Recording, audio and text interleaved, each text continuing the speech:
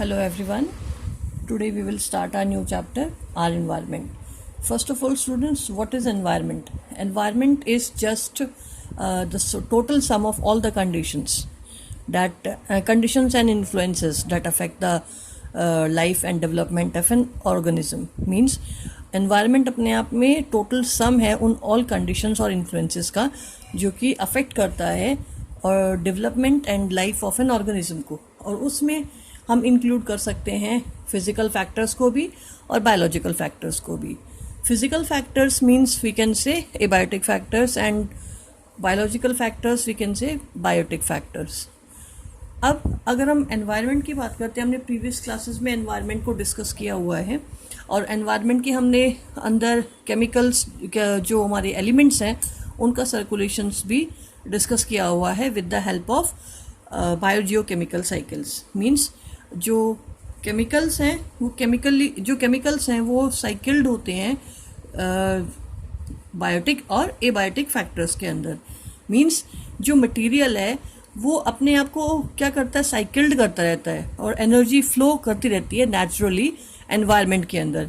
Means all it is self sustaining और self correcting. Means अपने आप जो हमारा नेचर है वो चीज़ों को और एनर्जी को फ्लो करवाता रहता है इकोसिस्टम के अंदर नेचुरली, जो कि अपने आप में सेल्फ सस्टेनिंग है बट और सेल्फ करेक्टिंग भी है. ठीक है, बट ये जो इक्विलिब्रियम होता है ये डिस्टर्ब हो जाता है किससे, जो ह्यूमन एक्टिविटीज़ हैं उसके थ्रू, जो कि अल्टीमेटली जो सोशियो इकोनॉमिक गोल्स का फुलफिल करने हैं और उन गोल्स को फुलफिल करने के लिए नेचर पे इफेक्ट पड़ता है.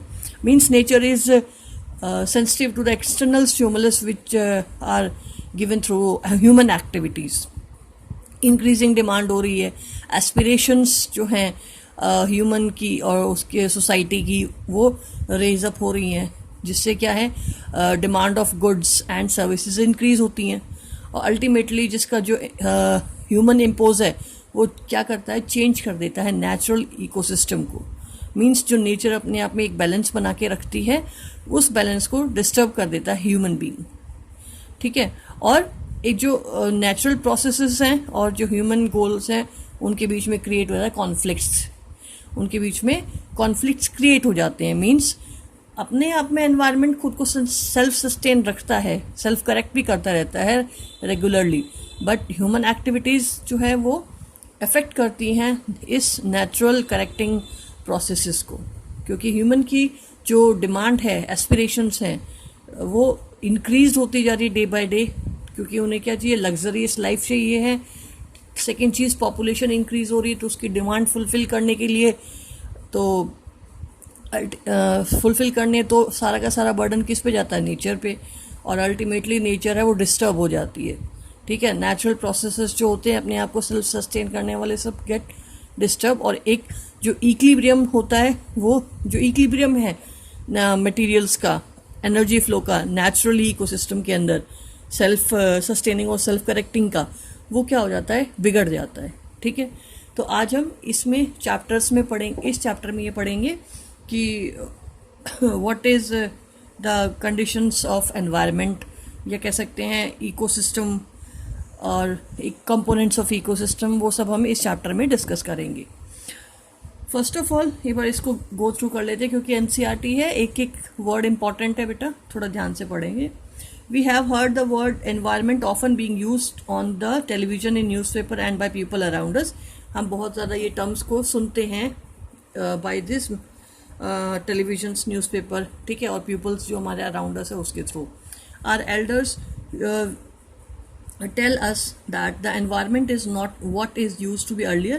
Others says that we should work in a healthy environment. Sorry.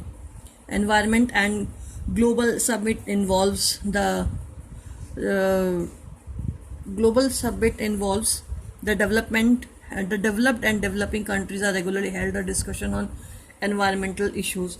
ये सब हम देखते हैं, सुनते हैं, जो एनवायरमेंटल ग्लोबल समिट्स वगैरह होती हैं या जो डेवलप्ड और डेवलपिंग कंट्रीज़ हैं उनके बीच में रेगुलर डिस्कशंस होता रहता है एनवायरमेंटल इश्यूज़ के बारे में. ठीक है, In this chapter, we shall study how various factors in the environment interact with each other and how we ये इम्पॉर्टेंट है। अब हम यहाँ पे इस चैप्टर में क्या डिस्कस करेंगे, how various factors in the environment interact. Various factor कौन से, बायोटिक एंड एबायोटिक फैक्टर्स कैसे एक दूसरे के साथ इंटरैक्ट करते हैं with each other, and how we impact the environment. और दूसरा कि हमारी जो एक्टिविटीज़ हैं, जैसे अभी थोड़ी देर पहले मैंने आपको डिस्कस किया कि हमारी जो एक्टिविटीज़ हैं, ग्लोबल जो डिमांड, हमारी जो एस्पिरेशंस हैं, हमारी इंक्रीजिंग डिमांड्स हैं, उनको फुलफिल करने के लिए जो हमारा इफेक्ट जाता है एनवायरनमेंट पे, तो उसको डिस्कस करेंगे हम इसमें। ठीक है, हमने 9th क्लास में पढ़ चुके हैं। In 9th class we show that different materials are cycled in the environment in separate biological cycles.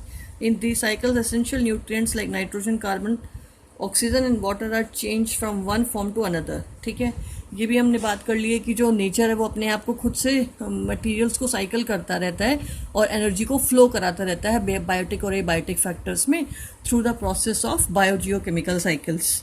ठीक है, तो अल्टीमेटली जो नेचर है वो अपना नेचुरल इकोसिस्टम है, वो अपने आप के नेचुरल इन्वायरमेंट, वो अपने आप को सेल्फ सस्टेन करता रहता है रेगुलर इंटरवल ऑफ टाइम पे, और सेल्फ करेक्शन जो है वो भी चलता रहता है, और मटेरियल्स का कह सकते हैं सर्कुलेशन भी थ्रू द बायोजियोकेमिकल साइकिल्स।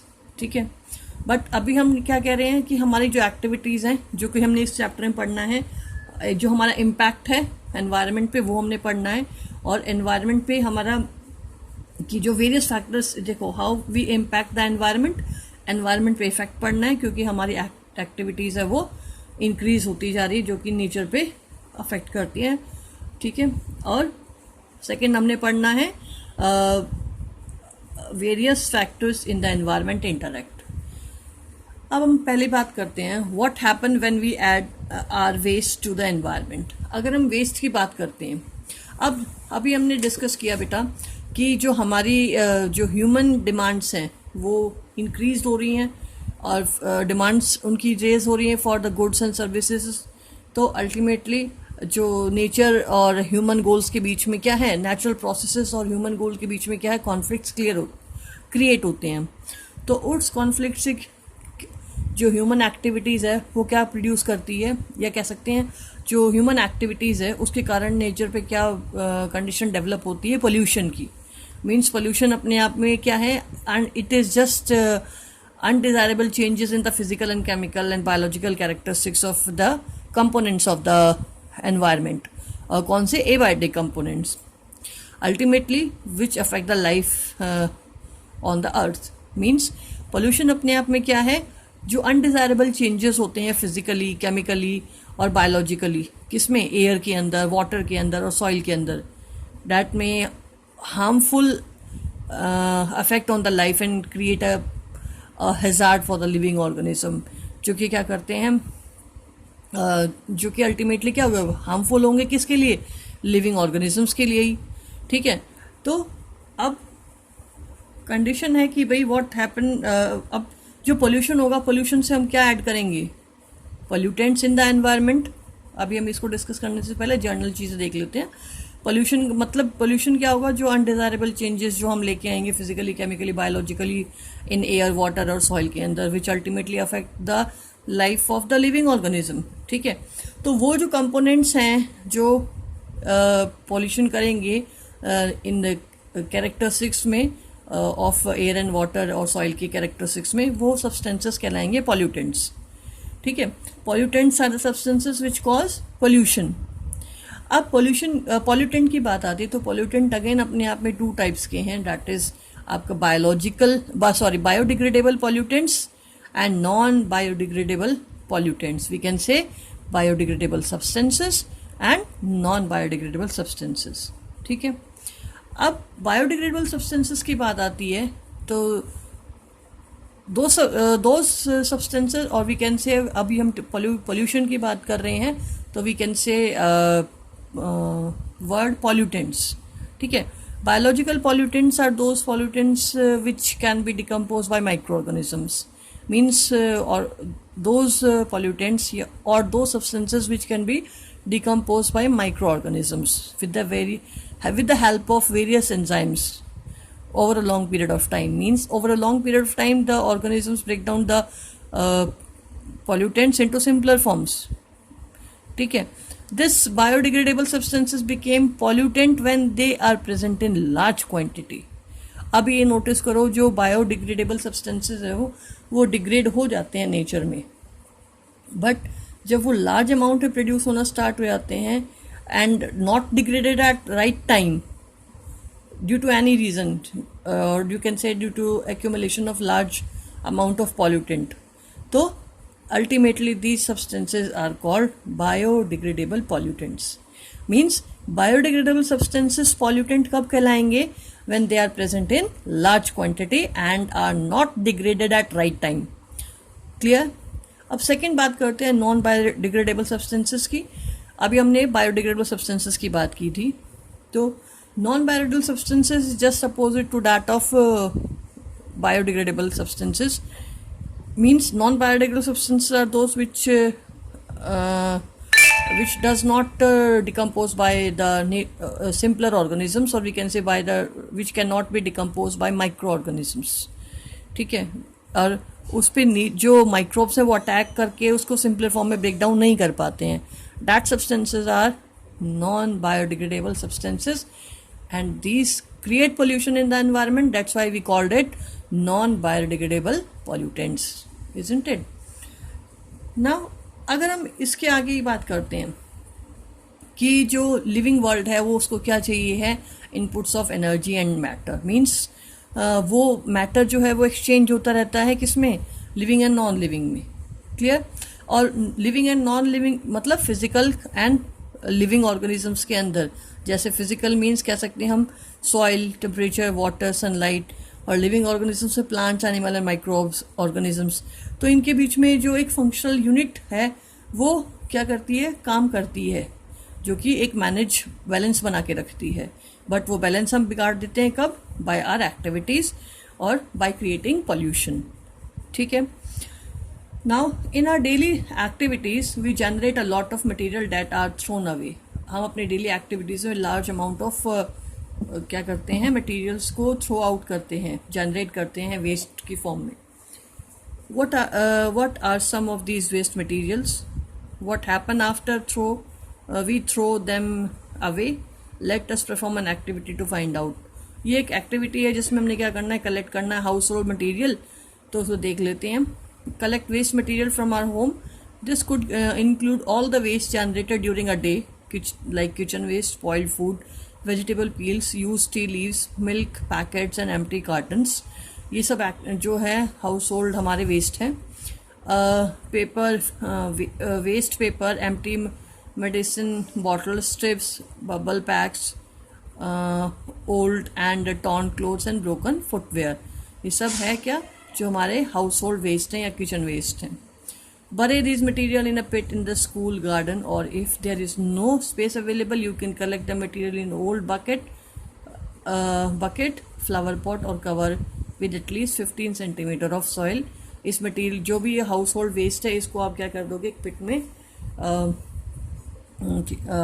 जो पिट है उसके अंदर डाल दोगे, बरे कर दोगे. अप्रॉक्स उसके ऊपर कितना डालोगे, 15 सेंटीमीटर सॉइल भी उसके ऊपर ऐड कर दोगे.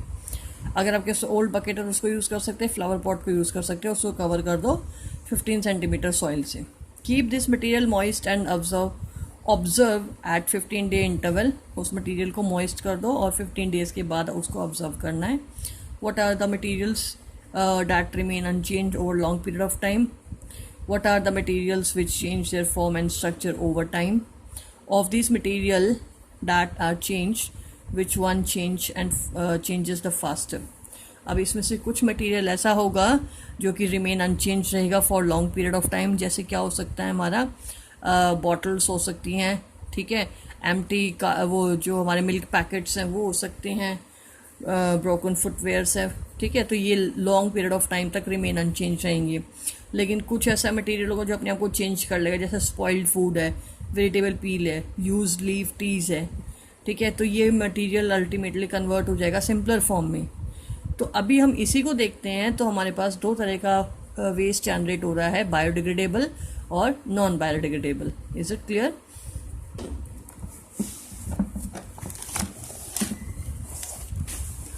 अब नेक्स्ट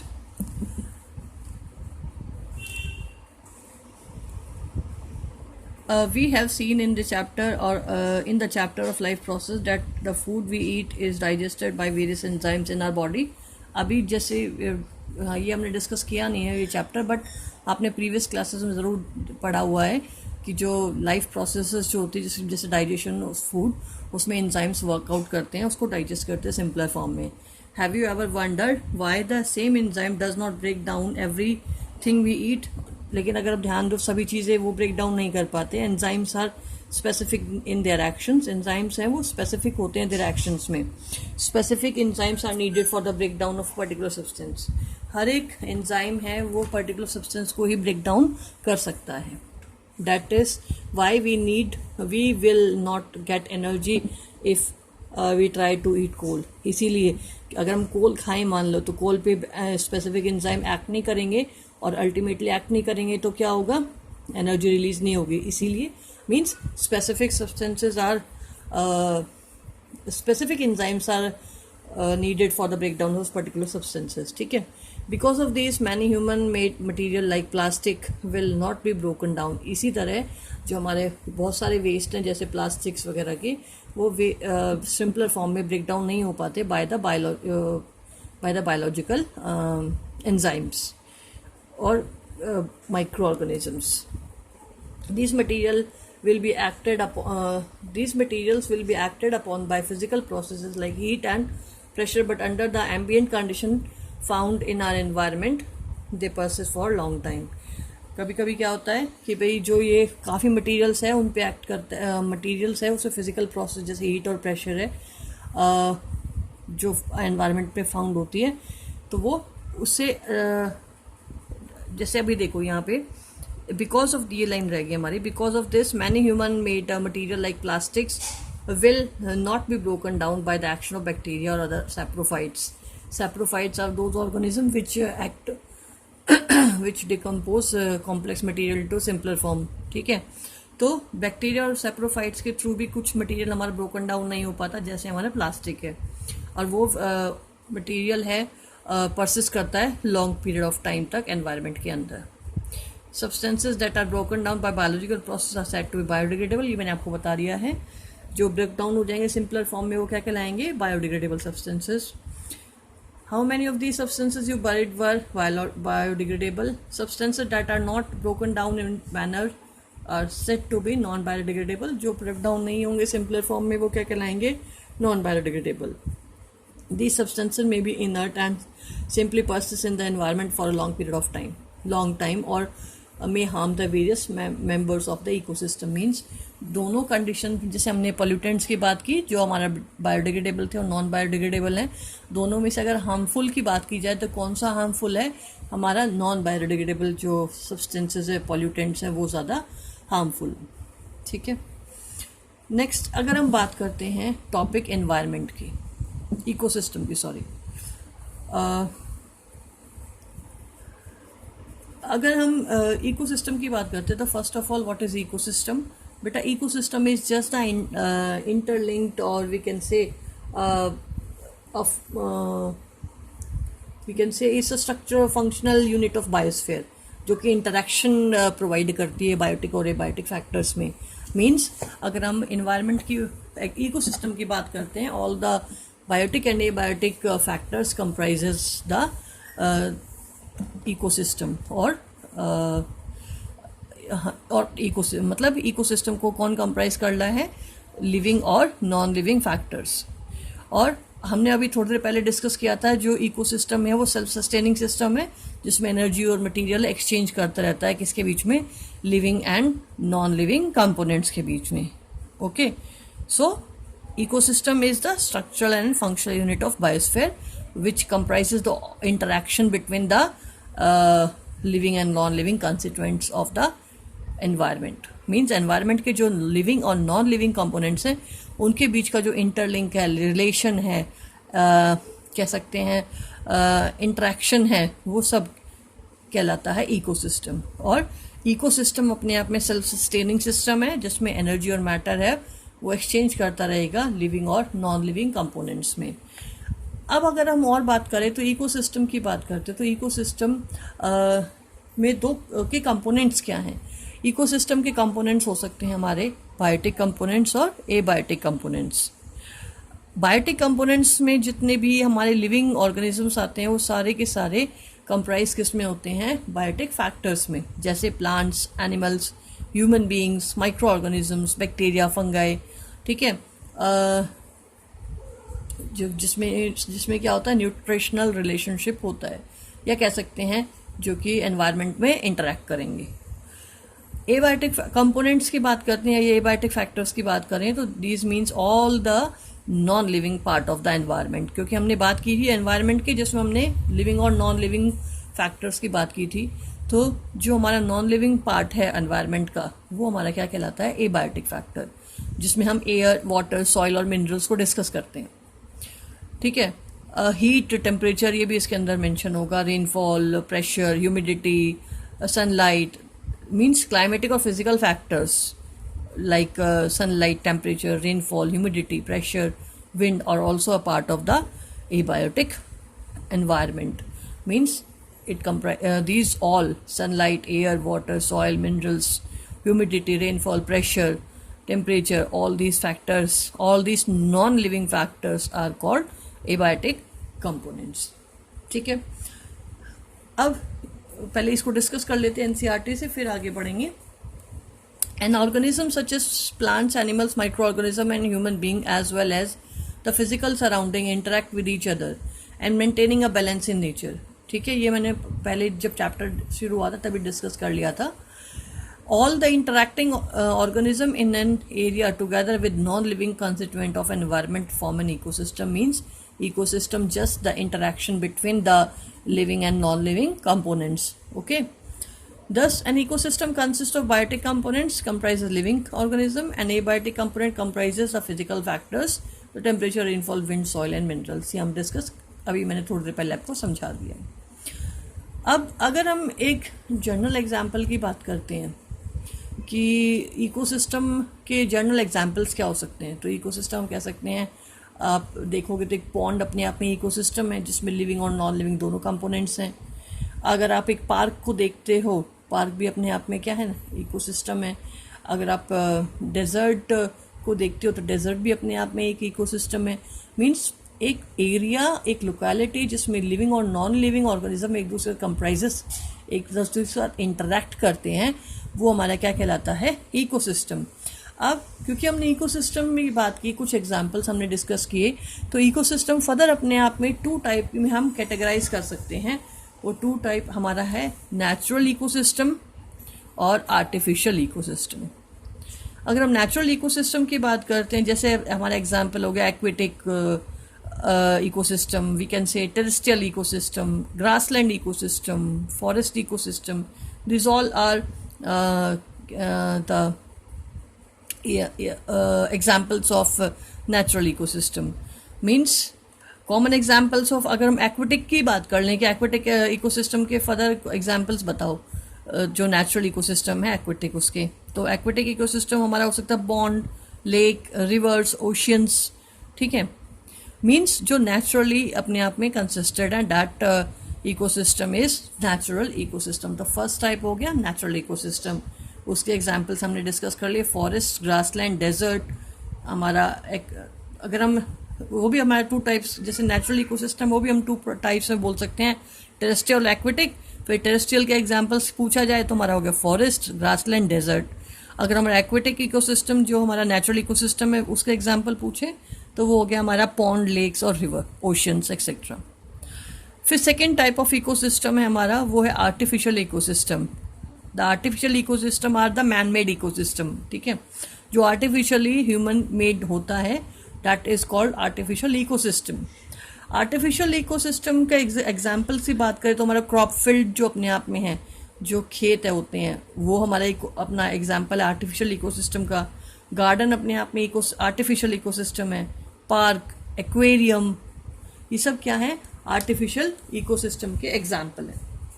मीन्स एनसीईआरटी देखते हैं। For example, if you visit a garden you will find different plants such as grass, trees, flowers bearing plant like rose, jasmine and sunflower, and animals like frog, insects and birds. All these living organisms interact with each other and their growth, reproduction and other activities are affected by the abiotic factors of the ecosystem. Means वो living organism और जो living components हैं जैसे birds, frogs, insects वगैरह और जो plants थे हमने अभी डिस्कस किए थे पीछे वाले पेज पे, ठीक है, तो उनकी ग्रोथ, रिप्रोडक्शन वो किससे अफेक्टेड होती है? By abiotic component of ecosystem, means biotic और एबायोटिक फैक्टर दोनों. So a garden is an ecosystem. तो गार्डन अपने आप में क्या हो गया? एक इकोसिस्टम का एग्जाम्पल हो गया. On that other type of ecosystem are forest, pond and lakes, ठीक है. These are natural ecosystems while garden and crop field are human made artificial ecosystem. इसका मतलब हमारे पास इकोसिस्टम टू टाइप्स के हो गए, नेचुरल इकोसिस्टम और आर्टिफिशियल इकोसिस्टम, या कह सकते हैं मैन मेड इकोसिस्टम. अगर हम नेचुरल इकोसिस्टम की बात करते हैं, फिर से टू टाइप, आपका aquatic ecosystem, aquatic natural ecosystem और terrestrial natural ecosystem. Terrestrial natural ecosystem के एग्जाम्पल हमारे हो गए फॉरेस्ट, ग्रासलैंड, ठीक है. उसके बाद हमारा हो गया डेजर्ट. अगर हम बात करते हैं एक्वेटिक की, तो एक्वेटिक के एग्जाम्पल, एक्वेटिक नेचुरल इकोसिस्टम की, तो उसके एग्जाम्पल्स हो गए हमारे पॉन्ड, लेक, रिवर, ओशंस, ठीक है. और दूसरा टाइप का हमारा जो इकोसिस्टम है वो कौन सा है? आर्टिफिशियल इकोसिस्टम, जिसके एग्जाम्पल्स हो गए हमारे aquarium, park, garden, crop field. Clear बच्चों? नाउ अब हम इस पार्ट पे आते हैं. We have seen in earlier classes that organism can be grouped as producers, consumers, decomposers according to the manner in which they obtain their sustenance from the environment. आप पहले भी ये पढ़ चुके हो कि ऑर्गेनिजम्स हैं फर्दर क्लासिफाइड होते हैं किसमें? प्रोड्यूसर्स, कंज्यूमर्स में, ठीक है, और डिकम्पोजर्स में. तीन मेन कैटेगरी होगी हमारी अगर हम ऑर्गेनिज्म को फर्दर क्लासिफाई करते हैं. तो वो हमारी कैटेगरी होगी प्रोड्यूसर्स, जिसमें जितने भी हमारे लिविंग ग्रीन प्लांट्स आएंगे वो सारे प्रोड्यूसर्स होंगे जो एनर्जी को कैप्चर करेंगे और फूड फॉर्मेशन करेंगे फॉर द कंज्यूमर्स. कंज्यूमर्स फिर से अगेन जब डिकम्पोज होंगे तो उन पर कौन एक्ट करेगा? डिकम्पोजर्स, ठीक है. Let us recall what we have learned through the self sustaining ecosystem created by us above. हमने सेल्फ सस्टेनिंग इकोसिस्टम या सेल्फ रिप्लेनिश्ड इकोसिस्टम की बात कर ली है. Which organism can make organic compounds like sugar and starch from the organic substances using the radiant energy of the sun in the presence of chlorophyll. अगर हम बात करते हैं सबसे पहले प्रोड्यूसर्स की, तो प्रोड्यूसर्स हमारे कौन हो गए? ग्रीन प्लांट्स, जो कि अल्टीमेटली फोटोसिंथेसिस करके ऑर्गेनिक कंपाउंड फूड का फॉर्मेशन करते हैं by using inorganic substances. Inorganic substances को यूज करके वो फूड बनाते हैं, जो कि क्या कहलाता है हमारा? Organic components. मतलब ऑर्गेनिक कंपोनेंट्स फूड फॉर्मेशन करता है with the help of photosynthesis. Photosynthesis means by the radiant energy, radiant energy from the sun. Sun की जो रेडिएंट एनर्जी है उसको कन्वर्ट करके, यूज करके इन द प्रेजेंस ऑफ क्लोरोफिल, ठीक है. जिससे हमारे कितने हो एग्जाम्पल्स अगर हम ये बात करें इसके लिए, मतलब ये हमारा कौन हो गया? प्रोड्यूसर्स. और इसके एग्जाम्पल्स हमारे green plants, certain blue green algae, ठीक है. All green plants and certain blue green algae which can produce food by photosynthesis come under this category and are called producers. तो ये हमारे प्रोड्यूसर्स हो गए. नेक्स्ट अगर हम बात करें ऑर्गेनिजम्स, अब प्रोड्यूसर्स के बाद हम किसकी बात करेंगे? कंज्यूमर्स की. कंज्यूमर्स कौन होते हैं? जो कि डिपेंड करते हैं अपने फूड के लिए किस पे? प्रोड्यूसर्स पे, डायरेक्टली और इनडायरेक्टली. दो means consumers are those organism which depend on the producers for their food, isn't it? Directly और इनडायरेक्टली फीडिंग देम, चाहे उनको डायरेक्टली फीड करके चाहे इनडायरेक्टली फीड करके, ठीक है. तो अल्टीमेटली जो consumers are therefore feed upon those organisms which means depend upon the producers. Means consumers are those which depend on producers for their food and therefore they are all sorry, therefore they are called heterotrophs. Means producers तो हमारे green plants हो गए, अब हमारे यह कह सकते हैं जो autotrophs थे. और इसीलिए हम जो consumers की बात करें जो डायरेक्टली इनडायरेक्टली डिपेंड है प्लांट्स पे, प्रोड्यूसर्स पे, वो हमारे हेट्रोट्रोप्स हो गए. फिर से अगर हेट्रोट्रॉप्स को जो कि डायरेक्टली और इनडायरेक्टली डिपेंड है प्रोड्यूसर्स पे, इसलिए फिर से वो क्लासिफाइड हो जाते हैं किसमें, प्राइमरी कंज्यूमर्स में, प्राइमरी कंज्यूमर्स में, या कह सकते हैं हर्बीवोर्स में, ठीक है, कार्निवोर्स में, ओमनीवोर्स में, पैरासाइट्स में। अगर हम हर्बीवोर्स की बात करें, herbivores are the animals that consume or eat vegetation or the plants, जैसे काउ, डियर, ये सब एग्जाम्पल जो डिपेंड करते हैं डायरेक्टली प्रोड्यूसर्स पे, which eat green vegetation only. Carnivores those organism which eat meat and of the other animals like tiger and lion. omnivores की बात करें, which eat both plant and animal products, जैसे human beings, isn't it? Means consumers are again classified in herbivores, carnivores and omnivores. चलो हम यहाँ कहाँ थे इसमें, यहाँ पे organism depend on the producers either directly or indirectly for their sustenance. These organisms which consume the food products directly, either directly from producers or indirectly by feeding other consumers. Consumers are called consumers. Means other, या तो directly feed कर ले producers को या consumers को feed करें, तो उन सभी को क्या बोला जाता है, consumers. Consumers can be classified वेयरली herbivores, carnivores and omnivores and parasites. मैंने आपको बता दिया, पैरासाइट्स रह गया था। पैरासाइट्स जो होते हैं वो ऑर्गेनिजम्स होते हैं जो लिव करते हैं बॉडी के इन भी और बॉडी के सरफेस पे भी। अगर बॉडी के सरफेस पे एक्ट करते हैं तो एक्टोपैरासाइट, और जो बॉडी के इन रहते हैं किसी और होस्ट ऑर्गेनिज्म के, तो दैट इज एंडोपैरासाइट, ठीक है, which get their nutrient directly from the host, ठीक है। नेक्स्ट जैसे एग्जांपल्स हम बात कर रहे हैं एक्टोपैरासाइट की, तो जैसे लाइसिस होते हैं। अगर हम एंडोपैरासाइट की बात करें तो जैसे टेप वॉर्म हुए, वो सब क्या है, एंडोपैरासाइट से, जो बॉडी के इन रह के काम करते हैं। Can you give examples of these category of consumers? Examples मैंने आपको बता दिए हैं जो मैंने आपको भी पढ़ाया था अभी। Imagine the situation where you do not clean the aquarium and some fish and plants have die. आप नोटिस करो, अगर आप एक्वेरियम को रेगुलरली साफ नहीं करोगे तो क्या होगा। अब हम तीसरी कैटेगरी बात कर रहे हैं बच्चों यहाँ पर, डिकम्पोजर्स की। हमने बात कर ली प्रोड्यूसर्स की, हमने बात कर ली कंज्यूमर्स की। Now we will discuss the decomposers. आप नोटिस करो, अगर आप एक्वेरियम को साफ नहीं करोगे तो उसके अंदर कुछ फिशेज हैं, प्लांट्स हैं, वो क्या करेंगे, मर जाएंगे। Have you ever thought what happen when the organism die? अब वो ऑर्गेनिज्म जो डाई होते हैं उनका क्या हो जाता है, आगे जाके क्या होता है, मीन्स वो डिकम्पोज होते हैं। लेकिन the micro organism comprises bacteria and fungi, break down the dead remain and waste products of organisms. वो माइक्रो ऑर्गेनिज्म जो डेड ऑर्गेनिजम्स हैं उनको क्या करते हैं, कन्वर्ट करते हैं सिंपलर फॉर्म में। मतलब उनको जो डेड वेस्ट है उसको सिंपलर फॉर्म में ब्रेक डाउन करना स्टार्ट कर देते हैं। जैसे एग्जांपल कौन हो गए, माइक्रो ऑर्गेनिज्म जैसे बैक्टीरिया और फंगई। और ऐसे ही जो माइक्रो ऑर्गेनिजम्स हैं उन्हें क्या बोला जाता है, decomposers. These micro organisms are the decomposers as they break down the complex organic compound substances into simpler inorganic substances that go into the soil and are used up once more by the plants. वो क्या करते हैं कि जो organism है, जो dead organism है, उनको जो अपने आप में कॉम्प्लेक्स हैं उनको सिंपलर फॉर्म में ब्रेक डाउन करते हैं और उसके जो मटेरियल है कॉम्प्लेक्स ऑर्गेनिक मटेरियल को कन्वर्ट कर देते हैं सिंपलर इनऑर्गेनिक सब्सटेंसेस में, जो किस में चले जाता है, सॉइल के अंदर वापस, और जिसको अगेन प्लांट्स यूज़ करते हैं। तो मतलब साइकिलिंग हो रही है मटेरियल्स की नेचुरली। अब क्वेश्चन अगर आप नोटिस करो ना, तो जो डिकम्पोजर्स हैं they are cleaner of the environment.